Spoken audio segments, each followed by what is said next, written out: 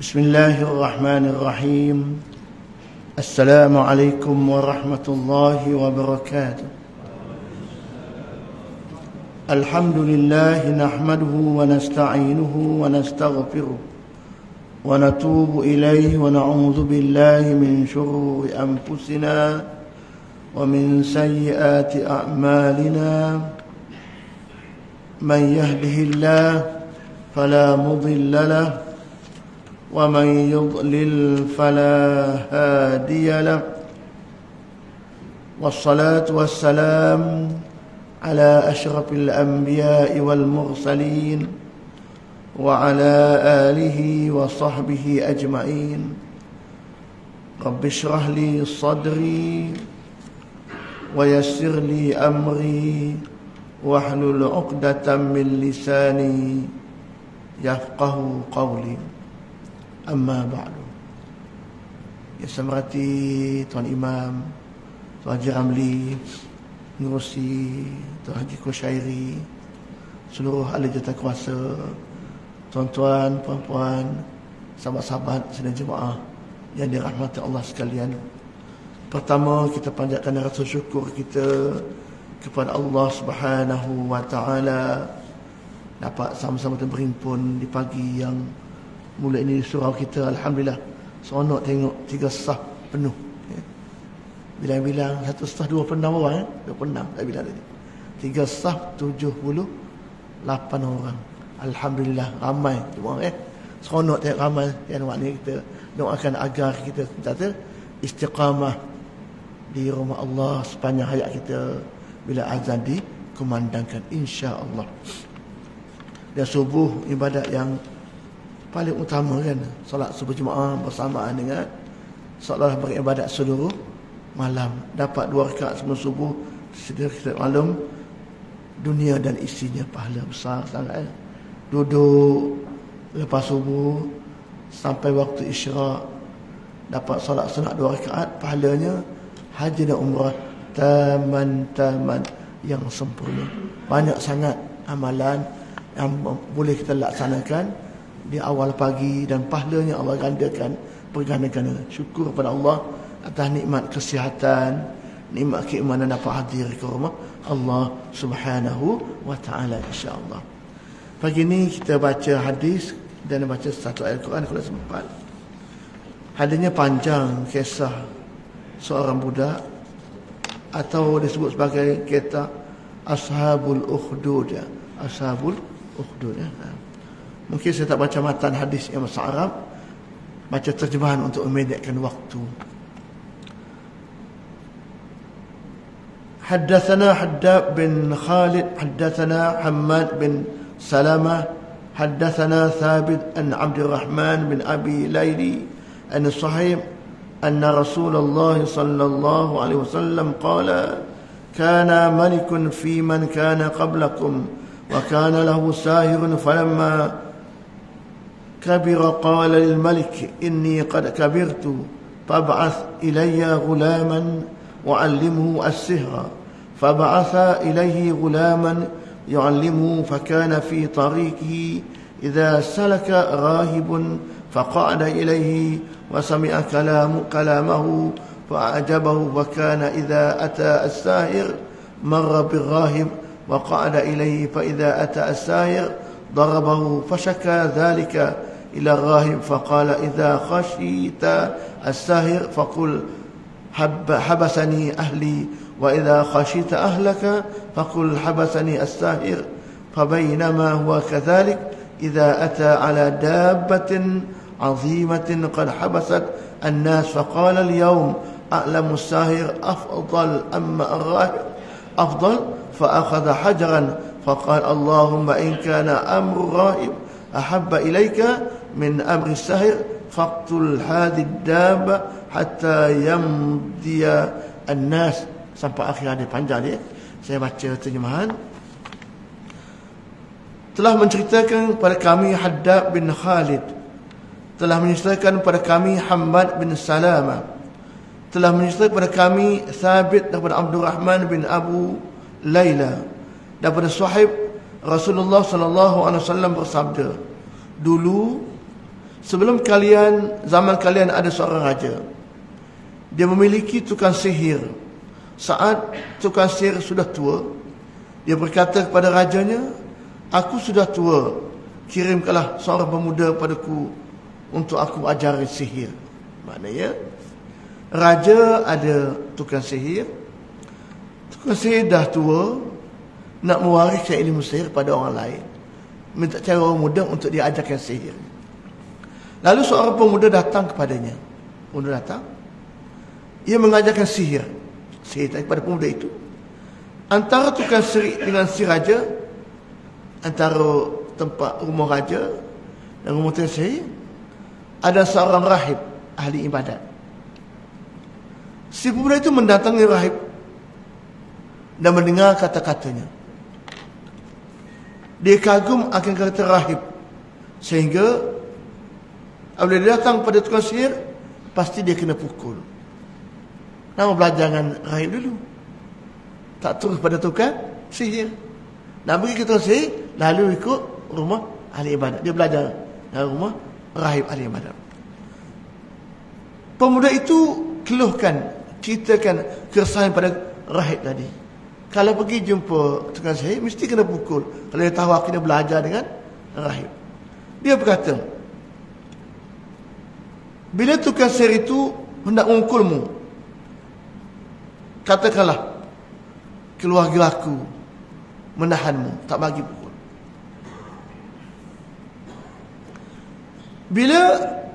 Kalau kamu takut pada keluargamu, katalah, tukang sihir menahan aku daripada buat begini. Itu dari segi dialog ya. Pada suatu hari nak pergi belajar tadi, dia didekati seekor haiwan yang besar tengah jalan, menghalang laluan orang ramai. Tak boleh lalu, besar haiwan di tengah jalan. Dia berkata, hari ini aku akan tahu sama ada tukang sihir atau pendeta atau rahib tadi, yang mana lebih baik? Mana baik? Tukang sihir ke ahli ibadat ke? Ia ambil batu, ambil seketul batu. Lalu dia berkata, Ya Allah, Ya Allah, bila urusan si rahib lebih engkau sukai dan tukang sihir ini, maka bunuhlah binatang ini, sehingga orang ramai boleh melalui jalan ini. Matahari panjang lagi, saya baca terjemahan. Artinya, dia lemparkan batu dan berdaya membunuhnya. Dia kata, kalau ajaran tukang sihir baik berbanding ajaran rahib lebih baik berbanding ajaran tukang sihir, maka matikanlah binatang ini. Bismillahirrahmanirrahim. Dipukul, mati binatang itu. Allah boleh lalu. Dia memberitahu cerita ini pada rahib. Rahib berkata, anakku, saat ini engkau lebih baik daripadaku, dan urusanmu telah sampai seperti aku lihat. Engkau akan mendapat ujian. Bila kau mendapat ujian, jangan tunjuk pada aku ujian tadi. Ujian akan berlaku. Dalam proses belajar, mesti ada ujian. Pemuda itu diberi ilmu, boleh menyembuhkan orang buta dan berbagai penyakit. Orang buta jadi celik, penyakit lain pun boleh sembuh. Allah berikan ilmu itu. Salah seorang teman raja yang buta, kawan raja buta, bila dia dengar ada pemuda boleh berubat orang buta, dia bawa hadiah yang banyak. Dia berkata, sembuhkanlah aku, dan kamu akan mendapat apa yang aku kumpulkan di sini. Kamu dapat semua apa yang aku kumpulkan, syarat boleh sembuhkan aku. Ini kawan raja. Pemuda itu berkata, aku tidak menyembuhkan sesiapa pun, yang menyembuhkan hanyalah Allah Subhanahu wa ta'ala. Apabila engkau beriman kepadanya, aku akan berdoa kepadanya agar menyembuhkannya. Dia berlapik. Yang menyembuhkan bukan aku, yang menyembuh adalah Allah. Aku cuma berikhtiar dan berusaha dan doa. Allah sembuhkan, alhamdulillah. Kawan raja tadi pun beriman, terus beriman dengan ucapan tadi. Lalu pemuda itu berdoa kepada Allah, maka dia pun sembuh. Rakan raja itu pun kemudian menemui raja, pergi jumpa raja. Lalu duduk dekat dengan raja. Raja berkata, siapa yang sembuh kamu ni? Dulu buta, sekarang celik. Rakan tadi, Rabbi, Tuhan aku. Tuhan yang sembuhkan aku. Dia tak ada Tuhan lain. Aku kan Tuhan. Ada Tuhan lain? Raja dia mengaku menjadi Tuhan. Lalu kawan dia kata, Tuhan aku, Tuhan kamu adalah Allah Subhanahu wa ta'ala. Kamu pun bertuhankan Allah, aku pun bertuhankan Allah. Raja tangkap terus dia, seksa dia, sampai dia tunjuk siapa pemuda yang merawat sakit tadi. Lalu kemudian itu dibawa pada raja. Raja berkata, hai anakku,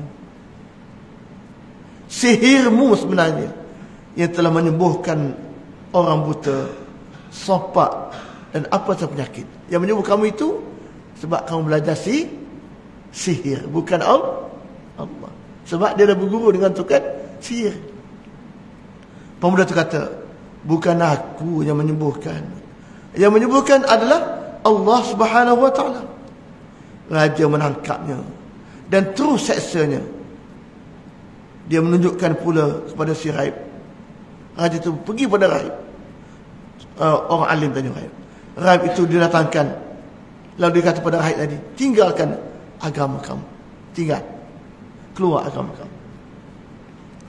Rahib itu tak mahu, tak nak. Lalu raja meminta gergaji. Kemudian letakkan di tengah kepala, sehingga sebelah kan.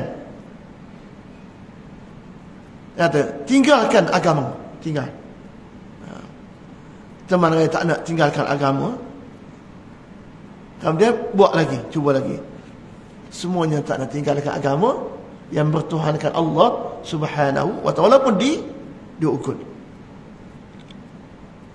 Jadi semuanya begitu. Akhirnya pemuda ini pun tak nak tinggalkan agama. Tuhan adalah Allah Subhanahu wa ta'ala. Lalu raja serahkan pemuda ini kepada tenteranya. Raja berkata, bawalah dia ke gunung. Bawa ke gunung. Bawa dia naik atas. Sekiranya dia meninggalkan agama dia, agama bertuhankan Allah, biar. Tapi kalau dia tak tinggal agama dia, campak dari atas gunung, jatuhkan ke bawah, bunuh dia. Maka bawalah ke puncak gunung. Pemuda berdoa kepada Allah, Allahumma qfinihim bima syi'ta. Ya Allah, cukupkanlah aku daripada mereka sekehendak kamu. Tiba-tiba gunung itu bergoncang. Dan semua yang bawa, tentera yang bawa dia tu jatuh semua. Tinggal dia seorang aja hidup. Pergi jumpa raja balik. Mana kawan-kawan semua? Tentera semua. Dia kata, Allah mencukupiku daripada mereka. Allah yang jaga semua. Lalu raja menyerahkan kepada tentera. Tak jadi. Yang mati tentera, pemuda tak mati. Hukuman kedua, bawa lah pemuda ini, bawa naik kapal, naik perahu, bawa. Kalau dia tinggal agama dia, jangan buat apa-apa. Tapi kalau dia tak tinggal agama, campak dalam laut, dalam air, bawa tengah laut. Pemuda berdoa, tanya, Allahumma qfinihim bima syi'ta. Ya Allah, cukupkanlah aku daripada mereka sehinggamu. Tiba-tiba perahu tu terbalik, semua yang atas perahu tu tenggelam. Pemuda ni selamat, balik menjumpa raja balik. Raja, mana? Lain. Hidup balik kamu. Lain. Dia jawab, Allah cukupkan aku daripada mereka. Allah bantu. Kemudian raja tu kata, macam mana nak buat ni? Bunuh kata, boleh bunuh aku, tapi ikut perintah aku lah. Boleh bunuh, tapi dengar cakap aku dulu. Apa dia? Namun dia kata, kumpulkan semua orang, kumpul semua orang di kawasan lapang, kawasan luas. Letak aku, bunuh aku. Macam ikat lah, ikat. Lepas tu ambil panah.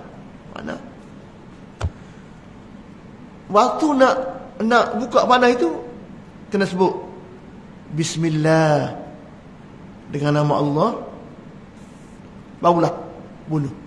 Nak buka mana? Nak buka apa? Dia panggil apa tu?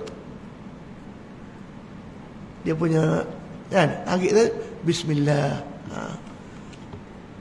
Bismillah Rabbil Ghulam, dengan nama Allah Tuhan Ghulam ini, Tuhan budak ini. Okey, ikat semua. Okey, raja tu kumpul, ikutlah. Ikut kerana kumpul semua, ikat dia. Jangan lapar. Sebut macam mana sebut? Bismillah Rabbil Ghulam, dengan nama Allah Tuhan Ghulam ini. Letak panah, kena dia, mati. Semua yang hadir, orang yang hadir di padang tadi, semuanya mengucap 2 kalimah syahadat, beriman kepada Allah Subhanahu wa ta'ala. Bila beriman semua terkejut aja. Ingat pemudanya mati. Dia seorang semuanya, yang hadir semuanya beriman kepada Allah, tak beriman kepada aku, tak mengaku aku jadi Tuhan lagi. Dia perintahkan gali parit semua. Gali parit, cucu api dalam parit tu, buah api. Siapa-siapa yang beriman kena bakar semua. Tolak dalam parit, bakar semua. Waktu nak ditolak dalam parit itu, datang seorang wanita, dokong anak dia. Ini anak kecil bercakap. Anak kecil bercakap. Ada 3 kisah kan. Satu Nabi Allah Isa AS. Yang kedua, orang yang ditipu oleh pelacur. Yang ketiga, wanita yang nak ditolak dalam parit oleh raja yang zalim tadi, nak bunuh. Dia gustang belakang. Waktu kau anak kan, nak terjun, siap ke anak. Kalau terjun, siap kan. Lalu bayi itu bercakap, Mak, sabar, sesungguhnya kita dalam kebenaran. Dia terjun sama, mati bersama anaknya. Itulah kisahnya. Mana? Kisah ini riwayat Imam Muslim.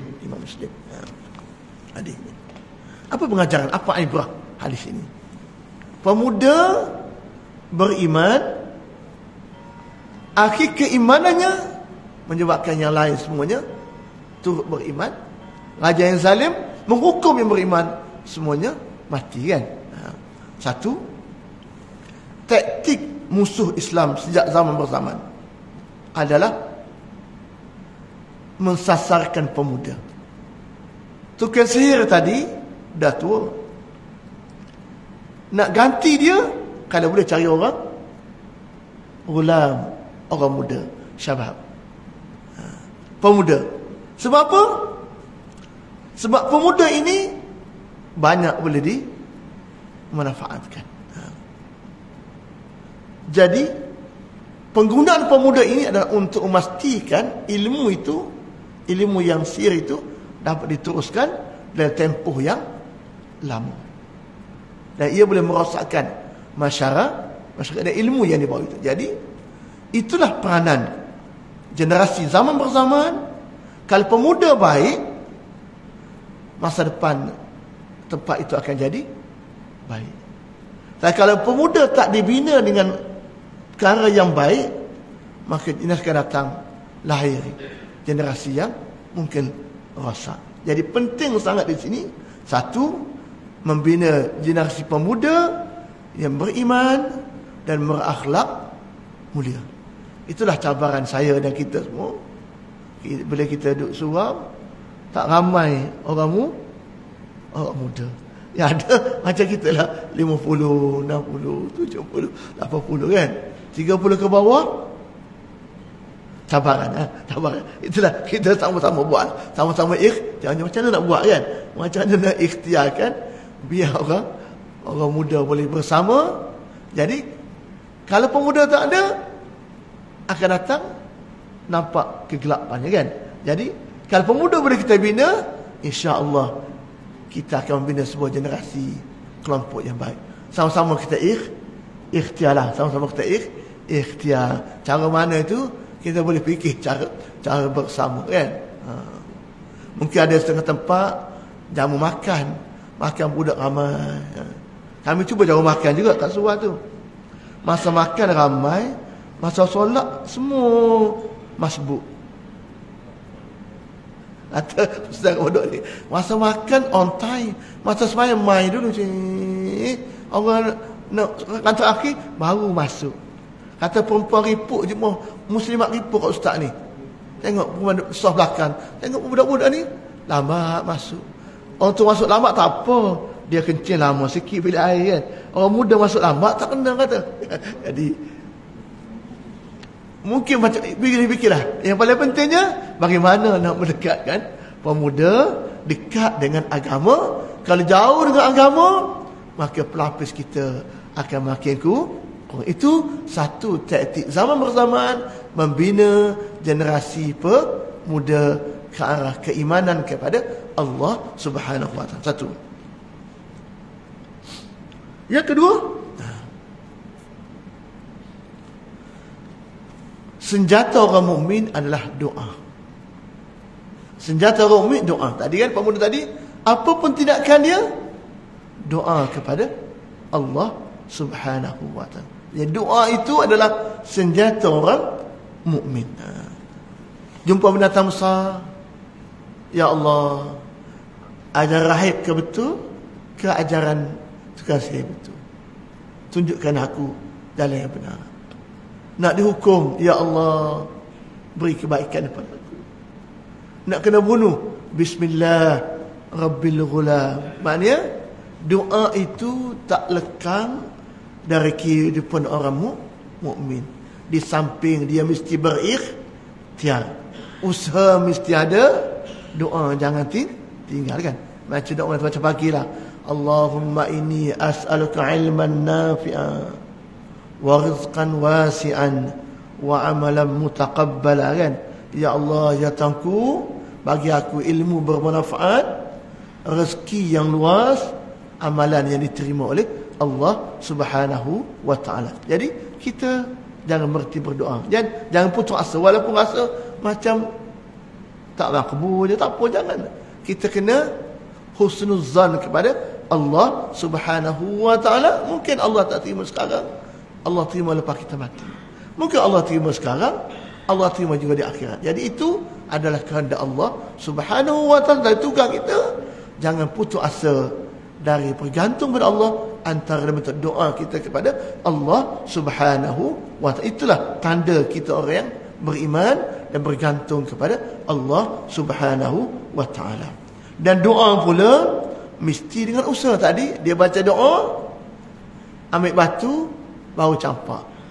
Bukan campak batu dulu, okay? Bismillah, baca doa dulu, ya Allah tunjuk kebenaran, baru dia campak. Dia mulakan doa dan pastikan kita beri ikhtiar dan berusaha, insya-Allah Allah beri kita petunjuk ke arah yang baik di sisi Allah Subhanahu wa taala. Betullah banyak amalan-amalan yang kita boleh mulakan dengan doa. Pakai baju doa kan, berjalan doa, naik kenderaan doa, nak tidur doa, bangun tidur doa kan, masuk masjid doa. Banyak benda-benda yang mudah yang boleh kita amalkan, yang menandakan kita ini bergantung kepada Allah Subhanahu wa ta'ala. InsyaAllah hidup kita diberkati dengan sebab kita bergantung kepada Allah Subhanahu wa ta'ala.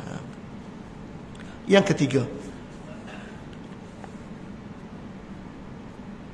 antara anugerah Allah pada orang beriman ialah Allah beri pertolongan dan beri kelebihan.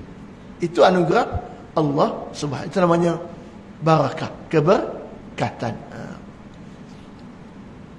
Kalau Nabi diberi mukjizat, benda pelik kan? Benda pelik sebagai seorang Nabi ataupun Rasul. Orang baik pun, orang beriman, orang dekat dengan Allah, Allah boleh bagi anugerah dalam pelbagai bentuk hidupnya, diberkati, diberi anugerah yang baik di sisi Allah Subhanahu wa ta'ala. Jadi konteks tadi, pemuda ini apa anugerah Allah? Allah memuliakan dia, boleh berubat orang yang sakit, termasuk orang buta jadi celik, sakit pelik-pelik boleh disembuhkan dengan izin Allah Subhanahu wa ta'ala. Itu sebab ketakwaannya, sebab keimanannya kepada Allah, sebab dekatnya Allah. Allah bagi anugerah, bukan dia minta pun.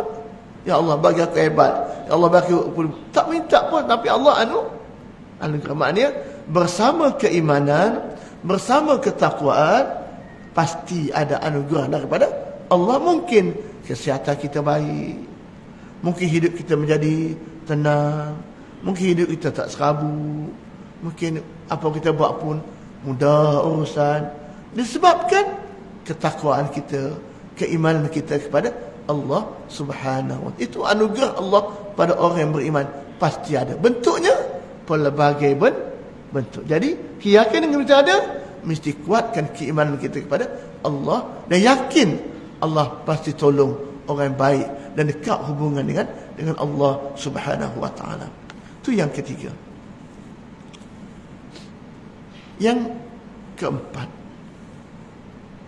umat dulu diuji dengan pelbagai bentuk ujian. Tadi uji sampai ke peringkat nyawa. Nyawa terancam kerana mempertahankan agama. Begitulah umat sepanjang zaman. Dalam kita buat kebaikan, pasti akan ada ujian. Bentuk ujian mungkin ikut ketetapan Allah, bergantung pada kekuatan kita, keimanan kita kepada Allah, kan? Ujian itu Allah datangkan pertama mungkin untuk meningkatkan iman kita. Lagi diuji, lagi yakin Allah hebat. Yang kedua mungkin Allah uji untuk kifarat dosa kita. Dengan sebab diuji, kita bersabar menerima ujian, Allah ampun dosa kita. Atau kalau kita beriman, ujian itu suatu bala, suatu musibah. Lagi diuji, lagi jahat. Lagi diuji, lagi teruk. Tapi kita nak, jangan minta dia uji.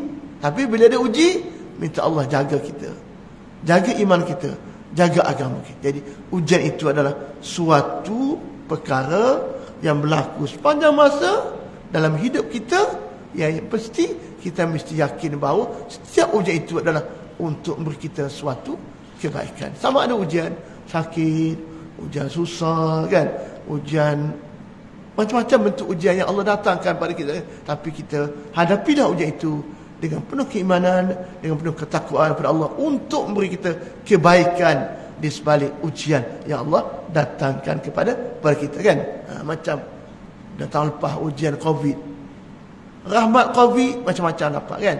Allah uji kita, masih dekat dengan Allah, tapi rahmatnya banyak, kan? Yang paling besar rahmatnya ialah belajar secara online. Dulu tak pandai sangat Google Meet ke apa, ke Webex apa. Sekarang ni tahu dah semua. Guru pula satu dunia dah. Kat mana-mana belajar. Dulu tak terfikir belajar tu, kan? Tak pandai. Sama kita yang berumur ni tak pandai tekan-tekan. Dengan sebab rahmat COVID, pandai tekan dapat ilmu. Tekan dapat ilmu. Dulu mana ada, kan? Tak serancak sebelum COVID, kan? Tapi sebab COVID lagi rancak majlis ilmu. Tak boleh bersemuka online. Boleh online, ini online, ini bersemuka. Macam-macam ilmu kita dapat. Rahmat di sebalik ujian daripada Allah. Allah datang kita suatu benda yang baik, kan? Adalah benda yang teruk, kena berkurung, itulah yang maknanya rahmat itu banyak di sebalik setiap ujian. Jadi ujian itu adalah untuk memberi kita, memantapkan ketakwaan kita, keimanan kita kepada Allah Subhanahu wa ta'ala. Yang berikutnya, bayi di pangkuan ibu boleh bercakap untuk mempertahankan kebenaran ibunya di atas landasan kebenaran. Itu adalah juga anugerah Allah Subhanahu wa ta'ala jika mana kita dekat dengan Allah. Yang tak disangka-sangka, bayi yang dokong, yang sepatutnya logiknya tak boleh cakap lagi. Tapi di saat kita diuji dengan ujian besar ini, Allah beri keizinan anak itu boleh bertutur, anak itu boleh bercakap, mempertahankan kedua-dua ibunya atas landasan kebenaran. Ini suatu rahmat, suatu anugerah daripada Allah Subhanahu wa ta'ala. Tiga kisah dalam sejarah. Budak bercakap tadi, budak dalam Ashabul Ukhdud. Yang kedua, Nabi Allah Isa AS. Yang ketiga, seorang yang tuduh Juraij, yang tuduh melacur. Akhir anak bercakap, bukan pelacur, tapi orang lain yang berzina. Dituduh dia orang baik, tapi budak anak itu bercakap, ayahku bukan orang ini, ayahku orang lain, kan? Itu tiga kisah sejarah menunjukkan bahawa Allah datangkan kebenaran bila sampai waktunya, di luar pemikiran kotak manusia. Kemudian yang berikutnya, apabila orang beriman merasa ada rancangan jahat untuk dikenakan kepadanya atau untuk menghapuskan, maka benteng kita adalah doa. Apapun ujian, apa perancangan jahat orang nak buat, nak bunuh dia, nak apakan dia, nak zalimi dia, benteng kita doa kepada Allah. Maknanya di saat senang pun doa, di saat susah pasti lagi kena doa. Dan doa yang terbaik, doa di awal pagi sebelum masuk waktu subuh. Itu tempat yang mustajab. Doa kita kepada Allah, bergantung kepada Allah dalam keadaan kita senang, apatah lagi kita diuji ujian besar, doa benteng yang paling utama. Dan doa orang yang dizalimi, orang yang dikhianati, lebih mudah Allah makbulkan di saat-saat kita bergantung kepada Allah. Jadi ingat bahawa orang buat zalim, kalau orang kena zalim doa dia mungkin diberkati oleh Allah Subhanahu wa ta'ala. Yang berikutnya, untuk berdakwah tadi, tidak semestinya bermula dari atas ke bawah. Ada dari bawah ke atas. Dalam kisah tadi, anak kecil menegur ibunya dari bawah ke atas. Ikut logik dari orang tua kepada orang muda. Tapi dakwah boleh berlaku sama ada daripada orang tua pada orang muda atau orang muda pada orang tua. Yang penting mesej yang dia bawa ialah mesej kebenaran. Yang tengok pada manusia, kalau manusia itu bawa kebenaran, kita boleh terima dari sesiapa saja asalkan dia tidak bercanggah dengan prinsip kebenaran.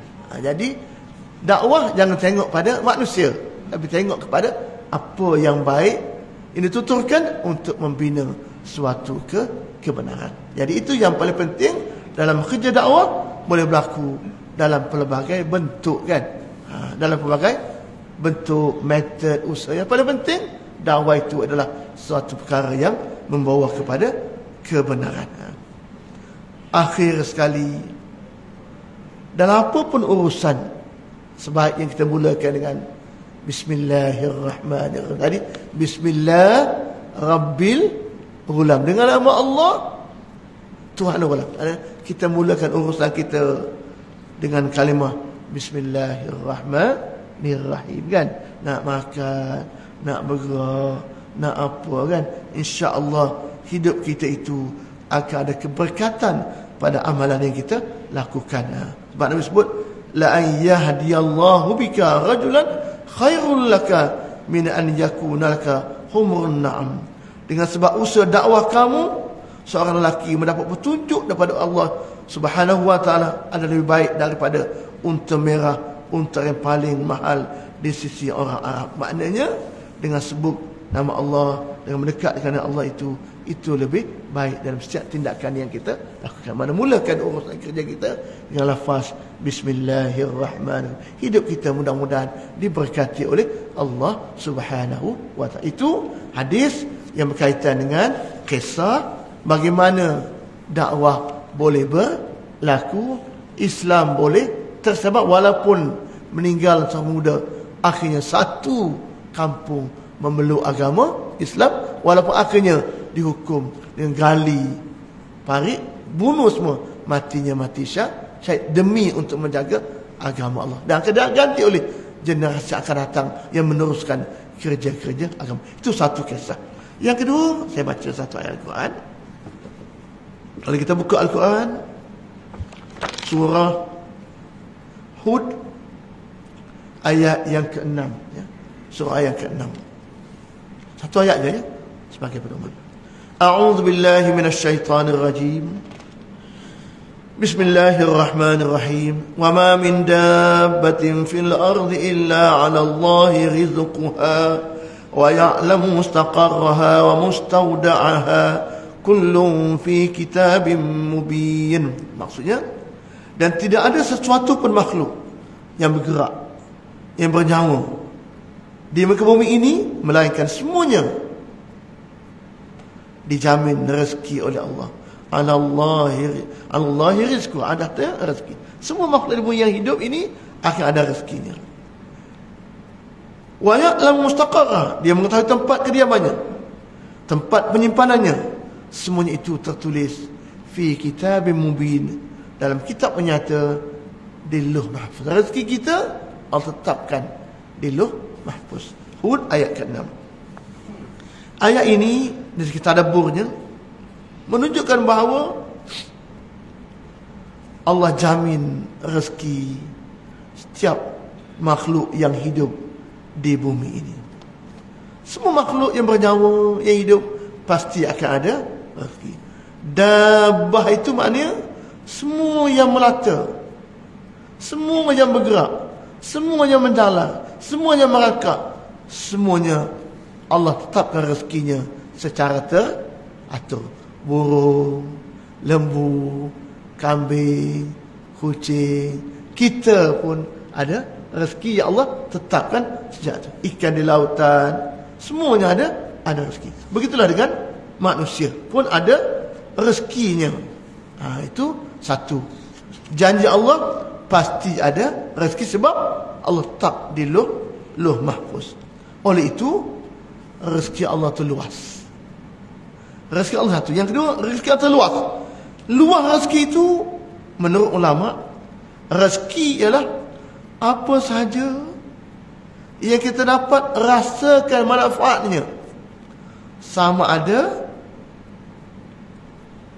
dalam bentuk keuangan atau dalam bentuk saja. Apa saja yang ada manfaat, itu artinya rezeki. Jadi rezeki bukan saja dalam bentuk duit, boleh dalam bentuk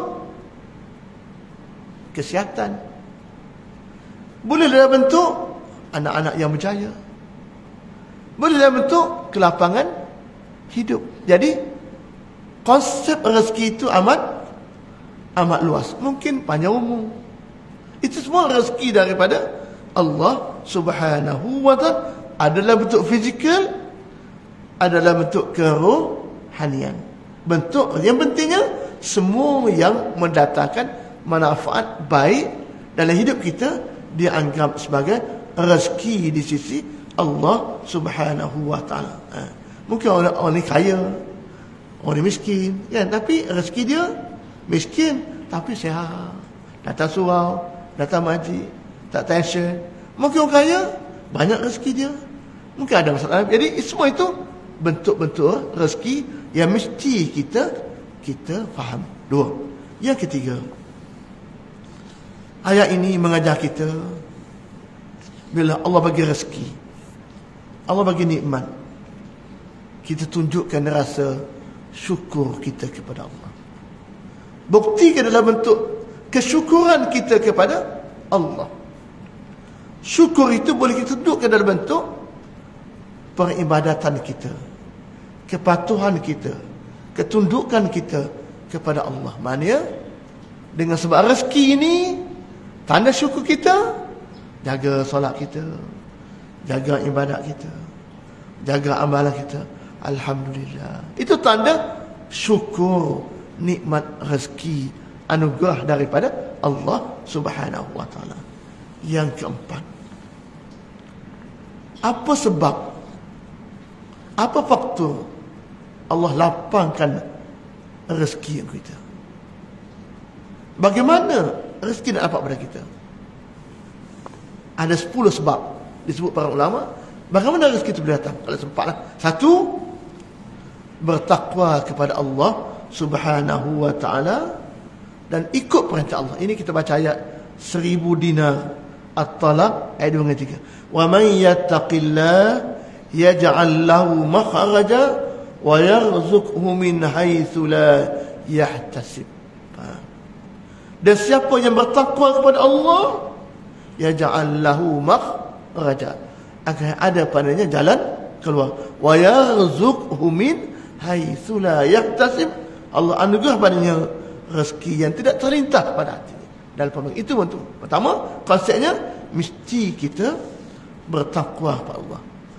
Setiap minggu khatib pesan, ittaqullah, minggu ni jaga-jaga, jangan buat jahat, jangan buat maksiat, takut pada Allah kan. Maknanya jaga. Satu, ketakwaan kita, keimanan kita pada Allah.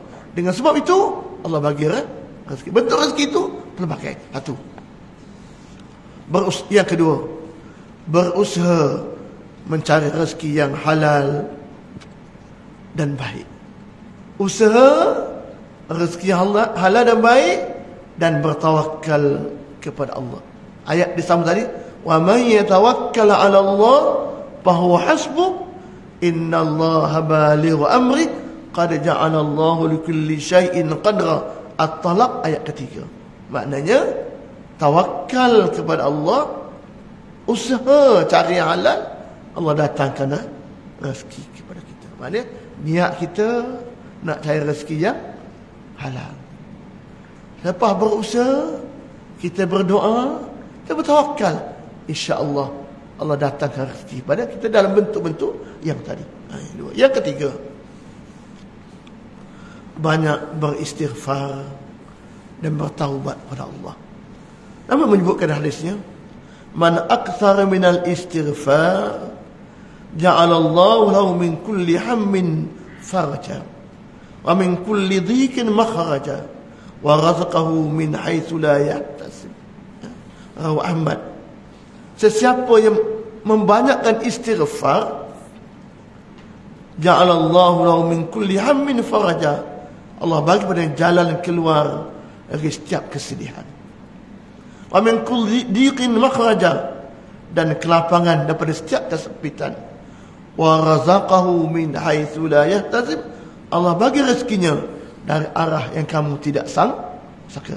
Kuncinya aktsaral istighfar, banyakkan beristighfar dan bertaubat kepada Allah Subhanahu wa taala. Maknanya harian kita, amalan patut kita buat istighfar. Paling 3 lepas solat, astaghfirullahalazim, astaghfir, kan? Sebutlah istighfar sebanyak mungkin kita sebut. Maknanya istighfar itu boleh mendatangkan rezeki. 3. 4, jaga solat 5 waktu dan melazimi solat malam serta solat duha, dan perintahkan isteri, anak-anak untuk turut menjaga solat. Allah sebut dalam Quran surah Taha 132, wa'mur ahlaka bis salat wastabir 'alaiha la nas'aluka rizqan nahnu narzuquk wal 'aqibatu lit taqwa, kata Allah. perintahkanlah keluargamu, umatmu mengerjakan sembahyang, dan engkau tekun bersabar menunaikannya. Kami tidak meminta rezeki kepadamu, bahkan kamilah yang berezeki kepadamu. Dan ingatlah, kesudahan baik adalah bagi wal aqibatu littaqwa, orang bertakwa. Mana jaga salat waktu, salat malam, salat duha, jaga isteri, jaga anak, jaga keluarga, semuanya jaga salat. Itu ibadat yang asas. Allah jadikan itu punca rezeki. 5, bersyukur atas nikmat rezeki. Allah bagi rezeki, tugas kita syukur, terima kasih kepada Allah. La in syakartum la azidannakum wa la in kafartum inna azabi lasyadid. Surah Ibrahim ayat ke-7. Lagi bersyukur, lagi Allah tambah. Kan? Jangan kufur nikmatnya. Kaya, jangan kita belagak. Lagi kaya, lagi tawadhu.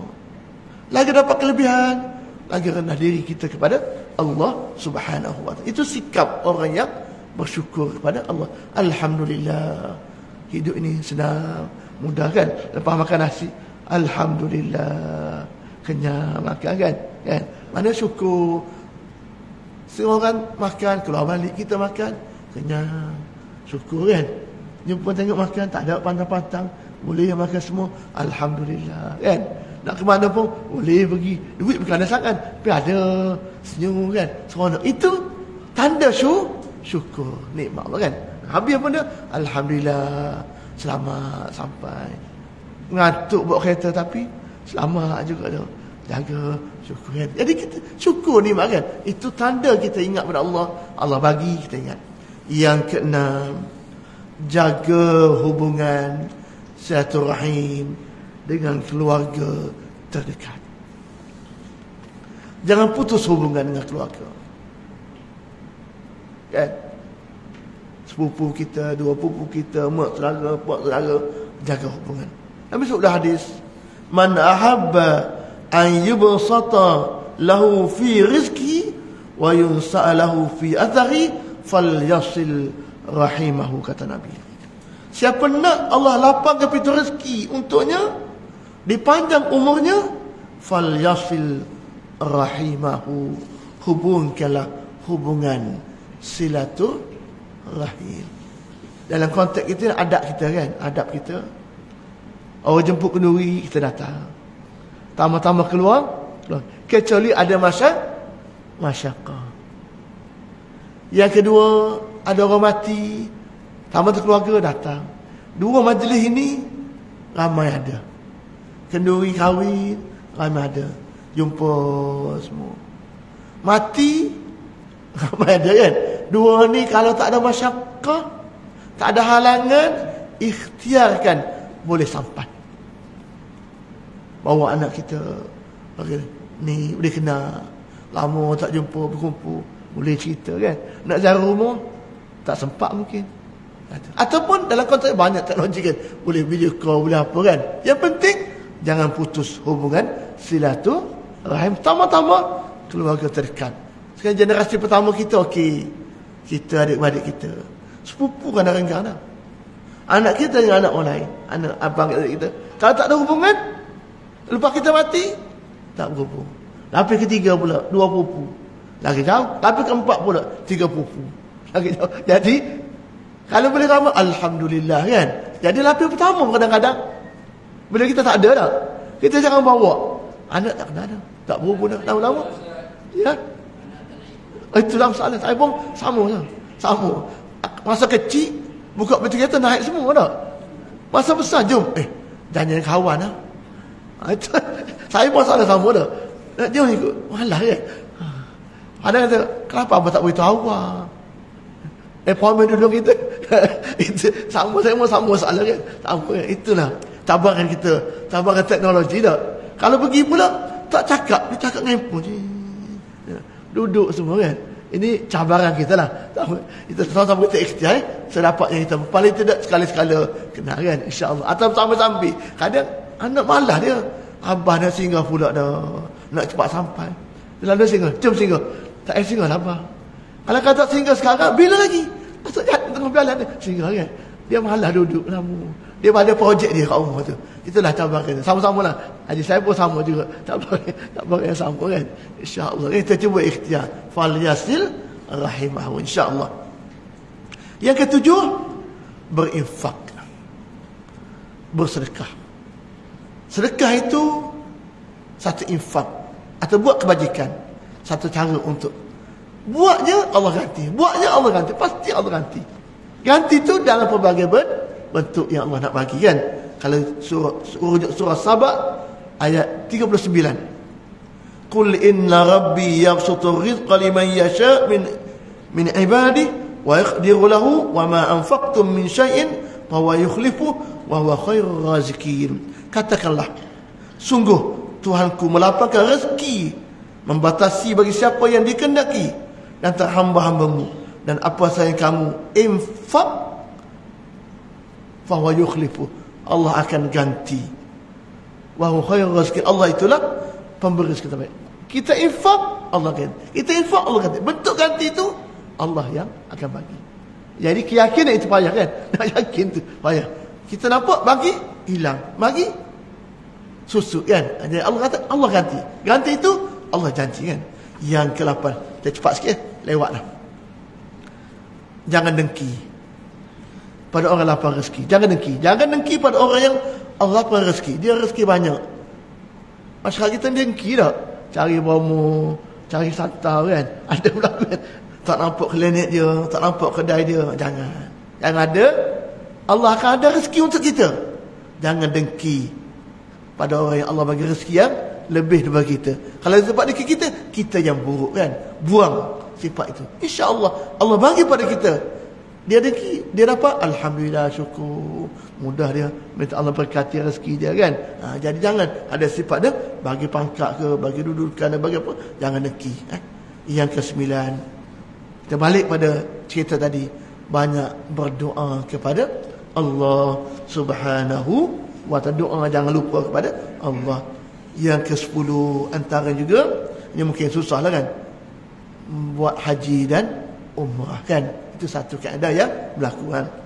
Nabi sebut tabi'u bainal haji wal umrah, lakukan haji dan umrah dalam waktu yang berdekatan, kerana keduanya menghapuskan kefakiran dan dosa-dosa seperti al-kir, bahan yang digunakan untuk menghilangkan kekotoran besi. Maknanya tidak ada balasan bagi haji yang mabrur melainkan syukur. Mana orang buat haji, itu satu cara untuk menghilangkan. Tapi jangan kita pergi dengan sombong.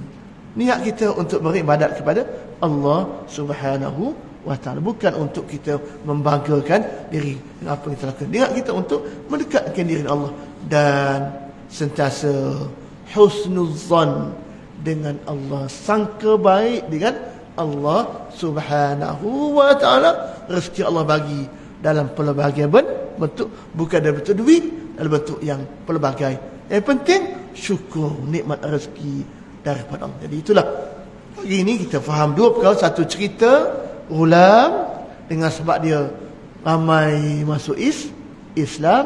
Yang kedua, kisah bagaimana kita diberikan kemudahan, kelapangan rezeki oleh Allah pada semua makhluk yang bernyawa, yang hidup di bumi. Yang baik daripada Allah, yang buruk kelemahan saya sendiri. Saya mohon maaf, pasti ada salah silap dalam cakap tadi. Mudah-mudahan Allah terima kalau amal kita dan istiqamah kita dalam amal salih. Aqulu qawli hadza wa astaghfirullah li wa lakum wa billahi taufiq wal hidayah. Wassalamu alaikum warahmatullahi wabarakatuh. Bismillahirrahmanirrahim. Alhamdulillahi rabbil alamin. Hamdan yuwafi ni'amahu wa yukafi'u mazidah. Ya Rabbana lakal hamdu kama yanbaghi li jalali wajhika wa 'azimi sultanik.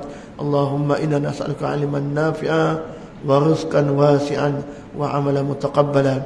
Allahumma ij'al jam'ana hadha jam'an marhuma wa tafarruqana min ba'dihi tafarruqan ma'suma. Rabbana atina fid dunya hasanah wa fil akhirati hasanah وقنا عذاب النار والحمد لله رب العالمين. سبحانك اللهم وبحمدك أشهد أن لا إله إلا أنت أستغفرك وأتوب إليك. بسم الله الرحمن الرحيم. والعصر إن الإنسان لفي خسر إلا الذين آمنوا وعملوا الصالحات وتواصوا بالحق وتواصوا بالصبر والله أعلم بالصواب.